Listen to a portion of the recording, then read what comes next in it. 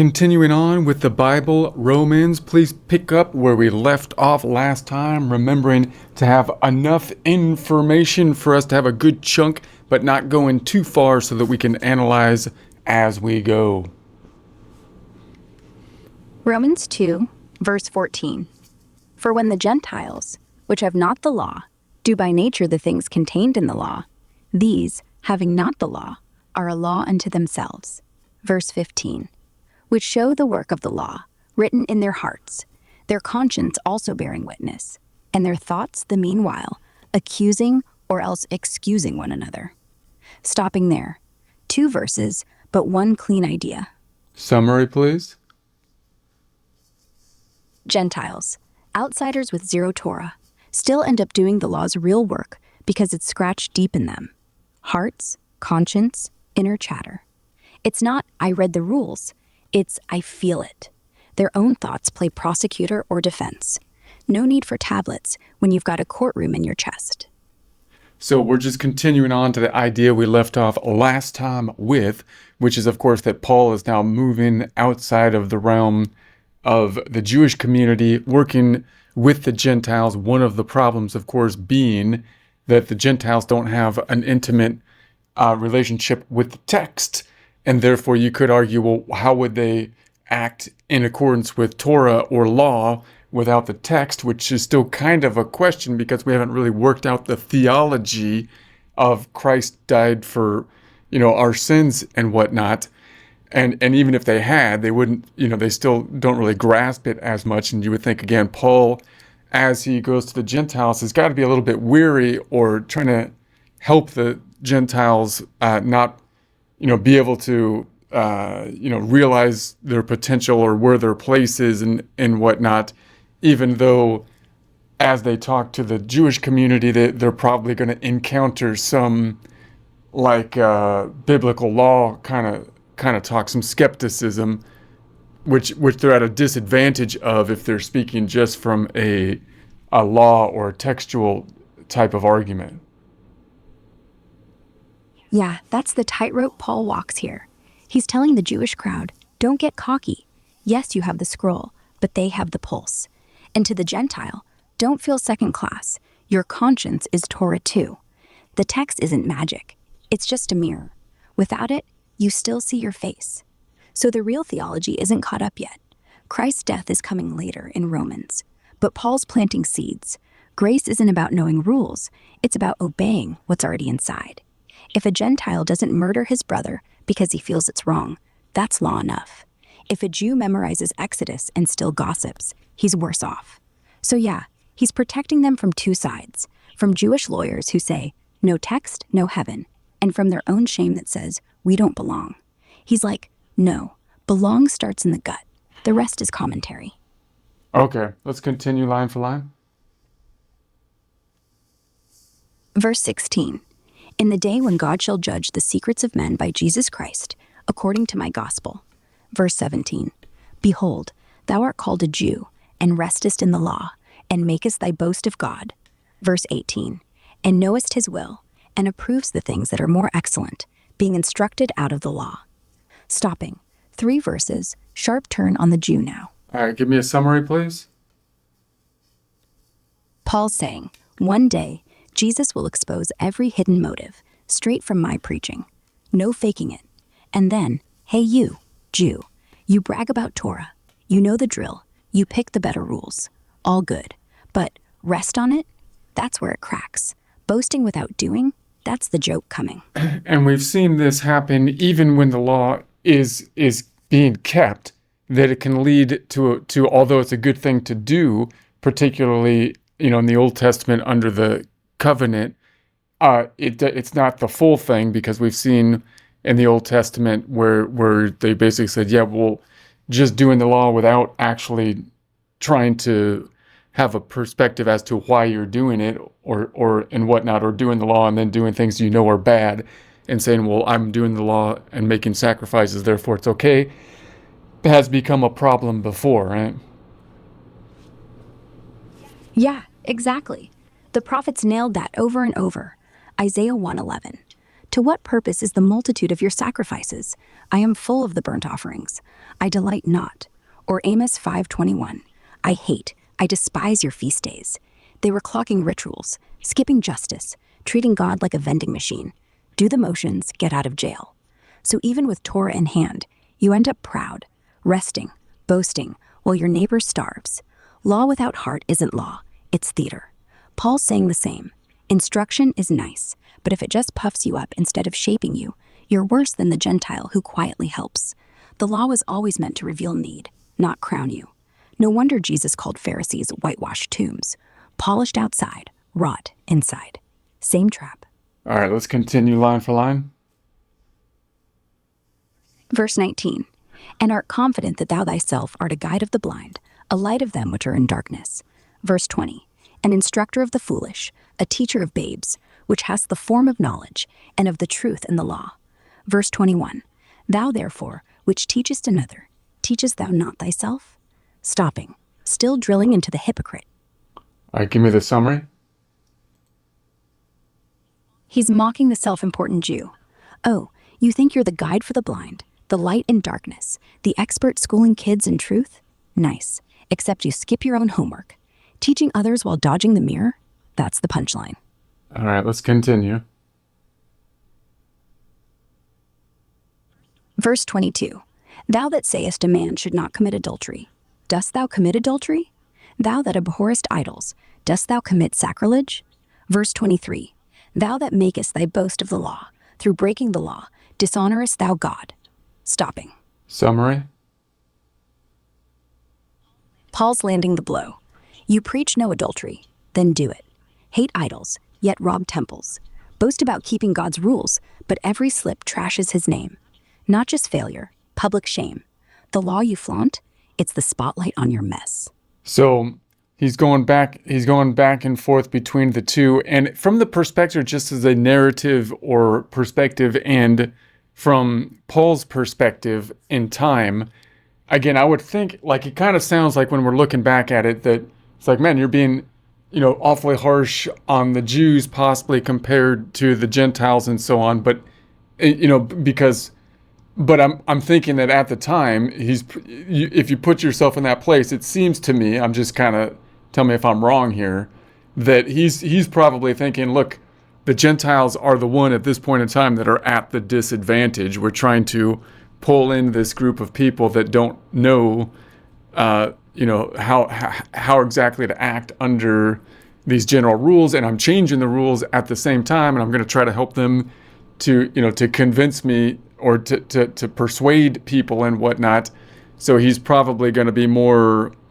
He's trying to help them out more, because you would think that the Jewish population at that point in time is much more stronger, and possibly, I mean, in terms of the literacy of the Gospels, even if they're not literate, they've learned, they learned kind of the processes and whatnot. And of course, the ones that are literate and scholared at it are practiced in debate as they refer to the book, I would assume, right? Yeah, that rings true. Paul's not hating on the Jews. He's family yelling at family. He's the insider flipping the table. You had every advantage: the law, the prophets, the rituals, and you're still tripping over your own feet. The Gentiles, they're rookies, no Torah school, no synagogue, maybe can't even read. So when he defends them, it's not weakness, it's strategy. See, they don't have the book, but they're living better than you. That's a gut punch to the pros. Literacy's huge. Most Gentiles are oral culture: stories, songs, conscience. Jews, synagogue every week, Torah read aloud, rabbis debating like lawyers. So yeah, they could quote chapter and verse to shut anyone down. Paul's like, nice memory, where's your life? He's not coddling Gentiles, he's arming them. Because if God counts heart over homework, then the slave in Rome who feeds the orphan just beat the rabbi who skimps. And that scares the hierarchy most of all. So at that, and this is just from a contextual standpoint, in terms of, you said it was an oral culture. I think that's an interesting point, because I've looked at this a little bit as well. I just think it's kind of interesting that most of the things obviously that were being transmitted at the time, this was way before the printing press and whatnot, was an oral transmission. But the Jews had, the Bible, which is going to be a more written text, which is more than a lot of people have, right? The Greeks have like the Homer and whatnot, right? And so, and the Greeks were doing kind of the same thing with Homer as with the Bible, except even Homer wasn't exactly always written. They were doing that orally. That's why it was a poem, right? So it was an oral kind of thing. But they use that narrative in a similar way, I believe, right? They're going to say, well, you're acting like this guy, you're acting like that guy, and you can kind of make that narrative into something that you can structure your debates of morality and whatnot on. But we're at a point where it's kind of moving from an oral culture to more of a written culture, but the written culture is more like, I guess, Greek and Rome, and then you've got the Jewish culture in Hebrew, but the Hebrew has also moved to a Greek text at this point in time, correct? Yeah, you're nailing the shift. Oral's still king. Most folks can't read, so everything's recited, sung, memorized like code. Homer was that for Greeks. Iliad dropped in bars, battlefields, classrooms. Not scripture, but moral GPS. Be Achilles, don't be Paris. Jews, same game, except their stories got law. Synagogue, rabbi reads Torah aloud. People hum along. No private Bibles yet. But you're right, Greek's the new Latin. By Paul's time, the Old Testament's in Septuagint form. Hebrew translated into Greek, the lingua franca. Why? Jews in Alexandria, Rome, everywhere. They speak Greek, not Aramaic all day. So the text goes portable. Gentiles catch wind through synagogues. Even illiterate ones hear Isaiah, Exodus, Psalms, Greek-flavored. And Paul's letters, written in Greek, meant to be read aloud. Like mail you open in church, everyone leans in. So culture's tipping. Oral stays dominant, but writing spreads. Paul's pushing the edge. Romans isn't a book, it's a speech on paper. But once you can quote it back, boom. Lawyers lose their monopoly. Gentiles don't need literacy, they just need ears. The real equalizer isn't print, it's voice. And just to kind of follow that up, because I think it's kind of like, the more I think about it, like I think of the Jews as a textual, the book, to me, obviously before that it was the tabernacle and whatnot, but then it became more textual. And so I think of it as a textual thing, which originally the Old Testament being in Hebrew, but then when it moved, like when they got spread out, and then you have Jews that needed the text, they don't speak Hebrew anymore, they wanted it in Greek, you would think that would be like, okay, now they're not as close to the original text, which is true, and they're not but at the same time, they're actually in a cultural place that at least the people in that area would think would be possibly more sophisticated in some ways, in terms of, Rome and Greece, where they would have thought of themselves as the center of everything, and Greece was the cultural center that Rome then copied a lot from. So the more I think about it, I would think that some of the Greek Jews that don't speak Hebrew, possibly don't read the Bible in Hebrew, but read in Greek, were probably pretty proud. They might be pretty proud, like Greeks at the same time, right? They might be, because they have that kind of culture credit in a similar way. Like in modern times, I would think that some of the Jewish population that was in Europe for a while was possible. There was different sects. There was slums and then upper, but they're probably pretty proud of the culture at that time. That they're in Europe, right? Even though they're not speaking possibly Hebrew, and nobody was really speaking Hebrew at that. I don't know. Is that true, or what do you think?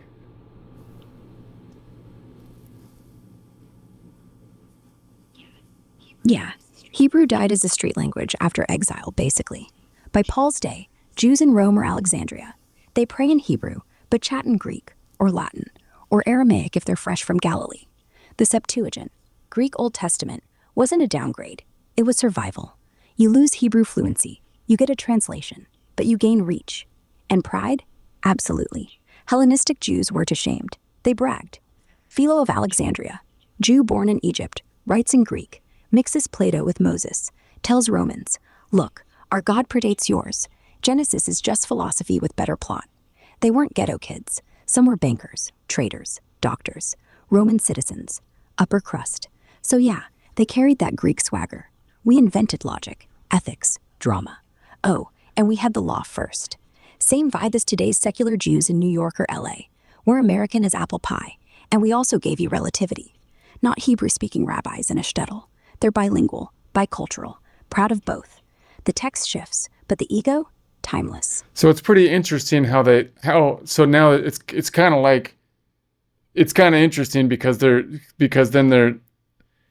still have like the text and whatnot, but then adapt the cult, the cult, they're pretty good at adapting whatever culture is around while still keeping the text, which you would think would be kind of a difficult thing to do. Obviously it has been difficult at times, but seems to work well sometimes, huh? Yeah, adaptation is basically their superpower. Keep the Torah, don't touch that, but dress it in whatever coat the city gives you. Rome? Sure, we're Jews, but we pay taxes, speak Greek, love philosophy. Medieval Spain? Poets, doctors, court advisors. Even now, Orthodox in New York, tech CEOs in Silicon Valley, still Shabbat dinner Friday. It's tension, sure. Purim in Baghdad looks different from Jerusalem, but it works because the text isn't just rules, it's story. You can translate the words, not the heartbeat. We're not changing, we're expanding. That's the line. Makes them survivors. Sometimes you envy it. Okay. And then it seems like the Christian tradition kind of took a similar kind of tact from that. It seems, but then the other Islam seems like it doesn't quite take that tact, at least all the time. Because you would think they all have like a law in it. Like you would think the Old Testament has kind of like a law, but it's a law for the chosen people. Possibly you can think of it then it's not going to be, you're not really subjecting everybody to it. Therefore, it shouldn't be a threat to, I guess, the wider population. And then Christianity basically says, well, there is kind of like a universal law and whatnot, but it's basically the ground basis that everybody generally agrees on. I mean, it kind of lines up to the Constitution, which to me, kind of makes sense, although I guess it wouldn't make sense to some people. But then it seems like in Islam, then the idea is that, well, no, the law doesn't apply just to the chosen people. It applies to everyone. And if someone's not following it, even though it's kind of a more specific type of thing, then you would think a secular law might particularly be this.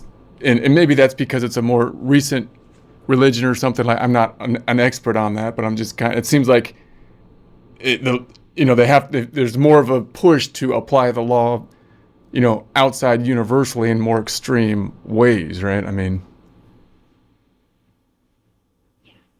Yeah, that's a solid read. Each one adapts differently. Jews, laws ours, don't worry.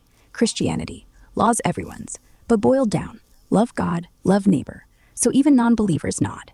Islam, laws universal, detailed, and meant for all. No chosen people buffer.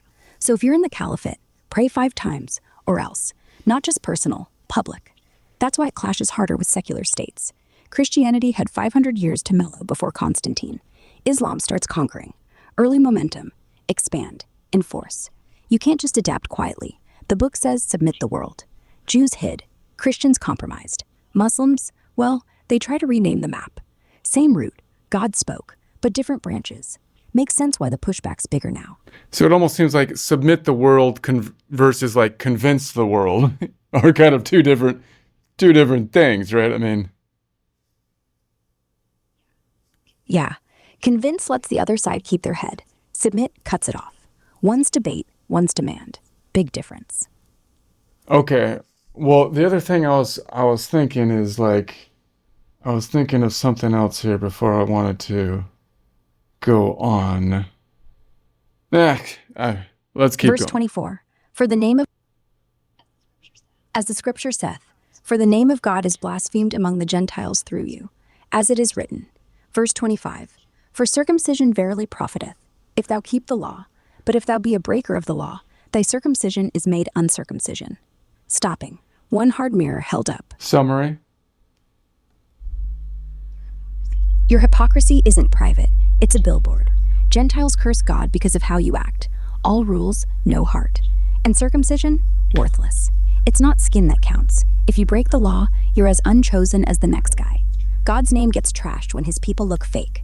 The knife doesn't impress, character does. Okay, so now he's going after one of the big laws where, of course, the Jews are going to be saying, dude, these guys got their foreskin going on. You can't be pulling that in. So that's good. Yeah, he picks the old... Yeah, he's saying, your skin tag, irrelevant. If you're cheating widows, you're just a Gentile with a scar. The Gentiles already think you're weird. Now they think God's weird too, because his reps act like frauds. Paul flips the whole deal. Circumcision without obedience is just vanity. Might as well be pagan. Brutal, but fair.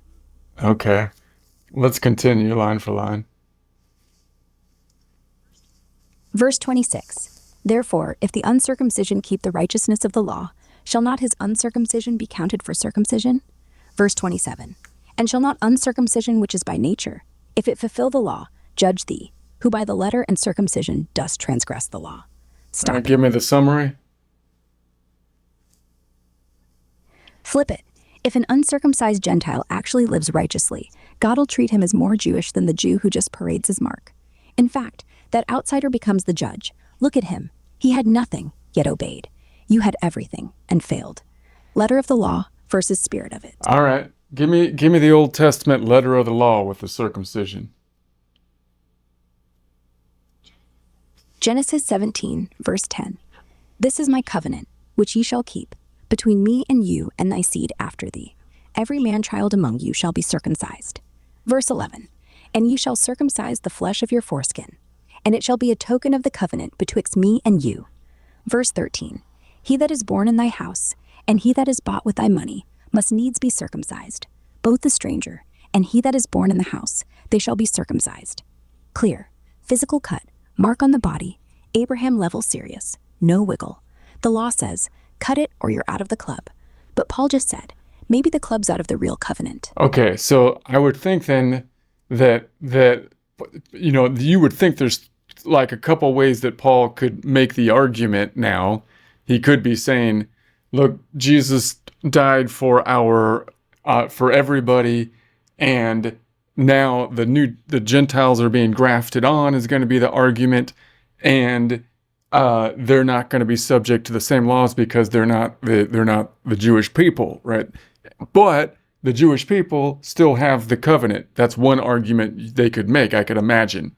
But that would be difficult, and it wouldn't be sustainable possibly in the long run because now you have this kind of two-tiered kind of thing, which maybe would cause more tension in the long run and possibly isn't the right way to go. So he's going to basically say, no, Jesus died for our sins, and therefore that covenant is now has been transformed, basically. It's basically saying you Jews and Gentiles are now subject to the covenant after Christ's death, because of his sacrifice, which means that the all circumcision, whole thing, whether you're Jew or Gentile, isn't a big deal at this point. That's basically, which again I would think obviously would be, you're going to get some pushback on that one from the Jews if that's the claim, right? I mean,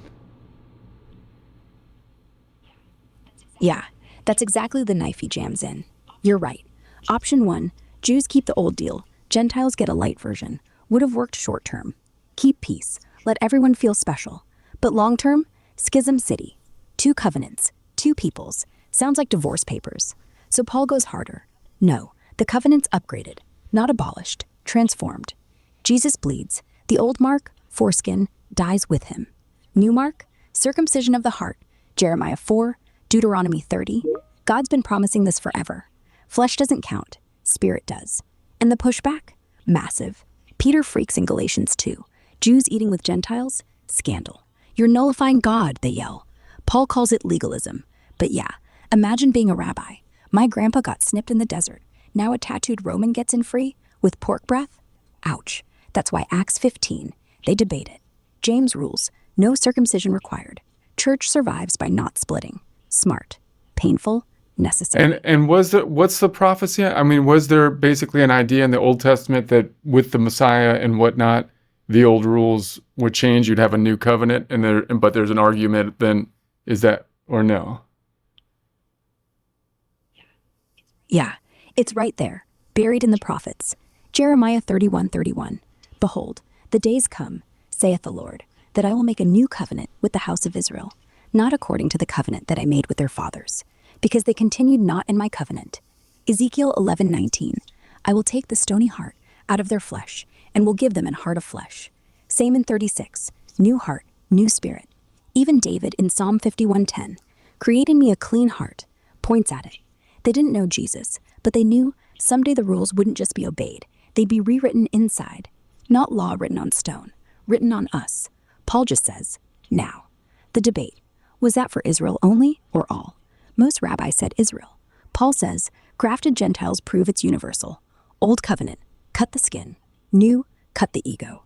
Same God, bigger table. So the idea that there's going to be a change in the covenant is not like a, I guess, a supersessionist kind of idea that came out of nowhere after that point in time. It's something that the deal with God is the deal with, and he could change. He could change the deal. I mean, he could. Right? Because he's the only one that's really upholding his side of the bargain anyway, right? Because we're defaulting on it all the time. It seems like. So I mean, he could change the covenant, but then the question would be: Is that what really happened? Was there a change of the covenant? And could you change the covenant with the people, the Jews? That's different than the idea of changing the covenant with everybody, which maybe they would see that as breaking the covenant, right? They might be arguing, well, look, you can upgrade the covenant with us, your people, but now the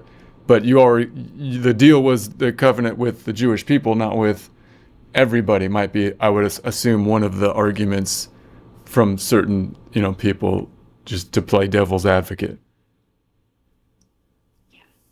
Yeah, those prophets aren't whispers, they're loud. God says, I'm done with your stone tablets if your hearts stay concrete. Jeremiah makes it explicit.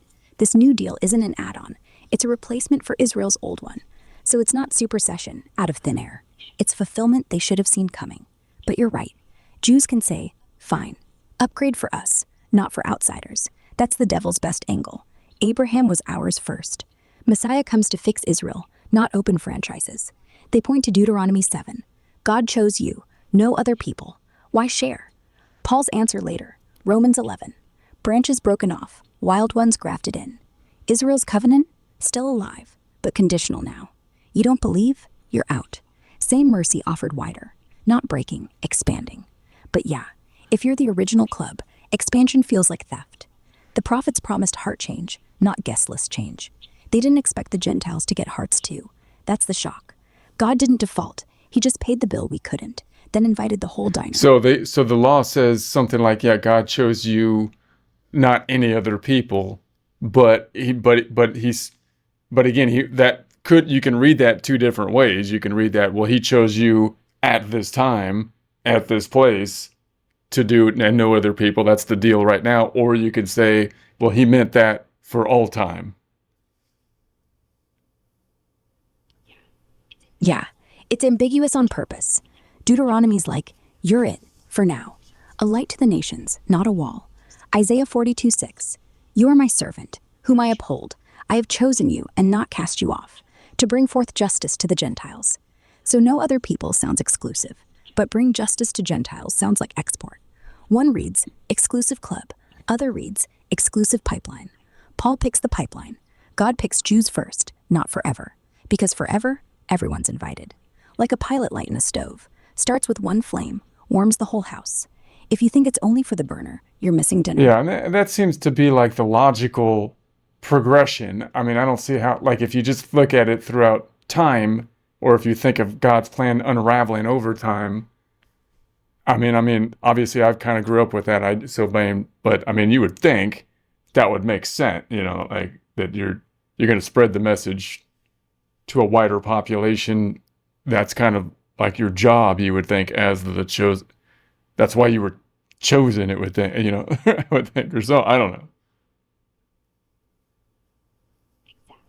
Exactly.